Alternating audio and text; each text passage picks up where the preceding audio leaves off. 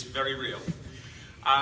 And before I go any further, actually, one of the things that I like to do when I talk about Virgin Galactic to various groups around the world is just to check that our market research is right. So I'm going to ask you just 2 questions, and just put your hands up and we'll take a very unscientific poll here. But the first question is that providing you had the money to pay for the ticket and you were reasonably certain you were going to come back safely, how many people here would like to experience space for themselves?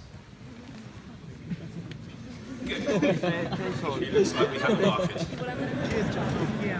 Second question. That was, for those that can't see, I would say that was like 98% or something. Second question. How many people, and be honest about this, how many people expect to become astronauts? That is the grand total of 1, 2, 3, 4, 3.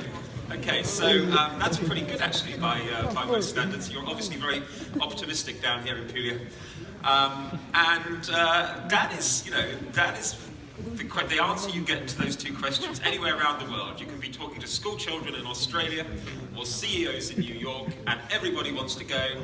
Nobody thinks they're going to be able to, and that is sort of why we're here.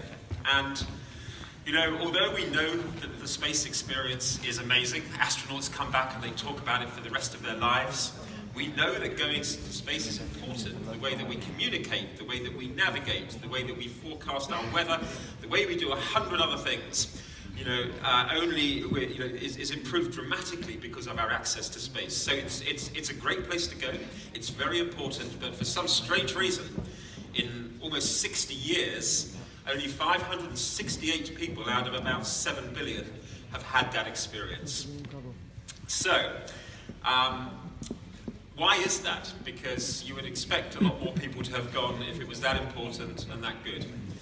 And the basic reason for it, there are a number of reasons, perhaps the most basic reason for it though, is that the technology that has been taking people and payloads to space has not changed a great deal over that last sort of 50 or 60 years.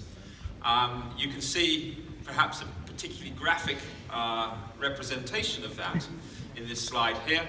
So on the left-hand side, you've got the rocket that took Yuri Gagarin to space in 1961.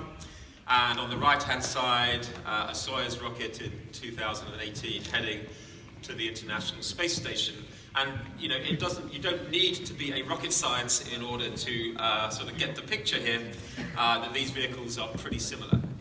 If you think about other important technologies that started 20, 30, 40, 50 years ago, when you look at the first iteration of those technologies and how they look now, there is generally no comparison.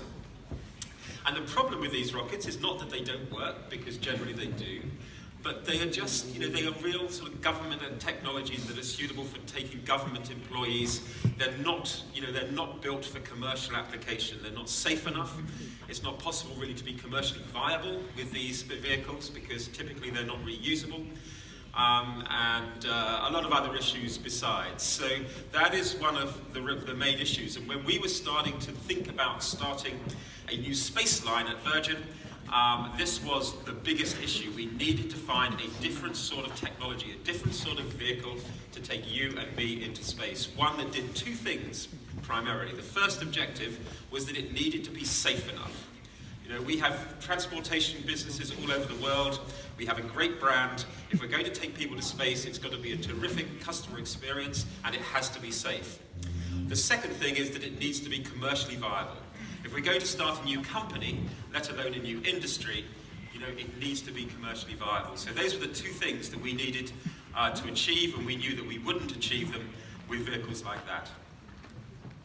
But fortunately at Virgin, we love a challenge. And for those that know Richard or met Richard or have read about Richard will know that that's really why he started Virgin in the first place. At Virgin, we have, I think, 60 different Virgin companies. We employ about 70,000 people. We've got 50 million customers, revenues of 20 billion euros.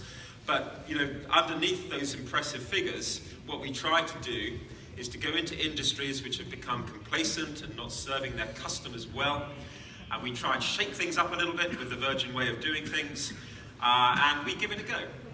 And so I always think that space travel is a a perfect manifestation of Virgin in the 21st century, because as you just demonstrated, you know, space is not serving you well because you would all like to go, but none of you think you will. So this is a perfect challenge for us, but it is a big challenge. And one of the things that I have learned, probably more than anything else, in my 14 or 15 years at Virgin Galactic, is that space is really hard. But that's what makes it fun. You have to be courageous, you have to persevere, you have bad days as well as good days. But the important thing is that you need to know why you're doing it. And when I first got introduced to Virgin Galactic by Richard, that became very clear to me, because what he said to me then and what he would say now and what I'm going to tell you is that we know that we have huge challenges as a species, you know, as humanity, huge challenges to cope with in the next decades. And sadly, this probably doesn't translate too well, but there's no silver bullet, there's no button that we can press in order to make those problems go away or to solve those challenges.